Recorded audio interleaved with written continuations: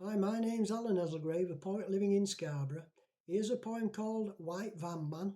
And if you like the poem, you can find more poems by me on YouTube at the Old Man's Poetry Show.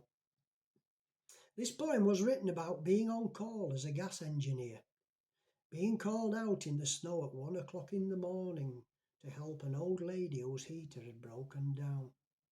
She didn't think he was going to make it through the night without heat, thinking it was her husband she was talking about, until arriving and repairing the heater, I found out it was something very different. Enjoy the poem. It's free to comment, click and subscribe to my video channel for more content, so please do so. Thank you very much.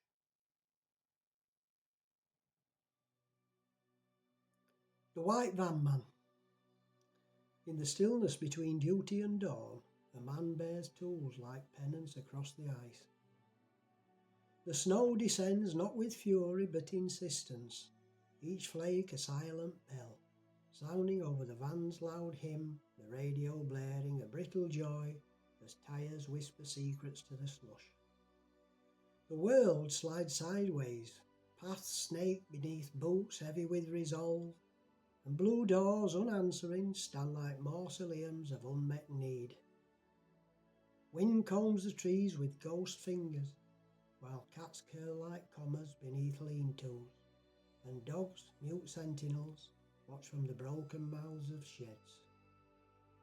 The freezes fresh icicles, sharp as doctrine, hang teeth first from gutter and gable, ready to mark the careless.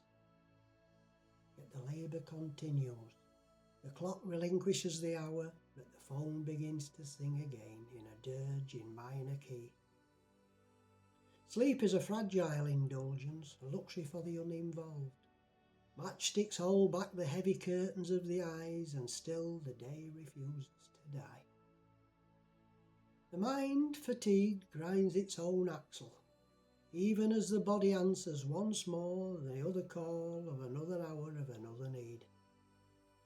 Homeward barely, then collapse. The body in freefall finds its end on cotton plains, but even there no peace. The mobile, crouched on chipboard like a coiled beast, vibrates into the dark. The call, no greeting, only grim instruction. An old lady 30 miles, no heat. He, she says, will not survive the night. I beg you, she breathes. Like a prayer made of fog, the silence between the words cut sharper than her plea. So into the dark again, a pilgrim in high vis, skating through drifts, while the wind knits white shrouds over field and moor. The blades of the wipers make a slow metronome, time fractured by flurries, each mile a rectification, each turn a supplication.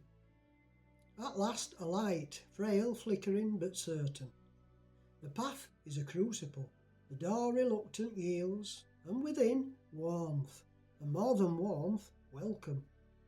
She meets me with arms full of thanks, a tremor of joy at some unspoken victory. The heater hums, alive once more, the kettle sings, a coffee steams. I ask, and where is he? She points, the room stills, there in the corner a cage, a glint of green and yellow. He's called Billy, she says smiling. He's from Australia, a budgerigar.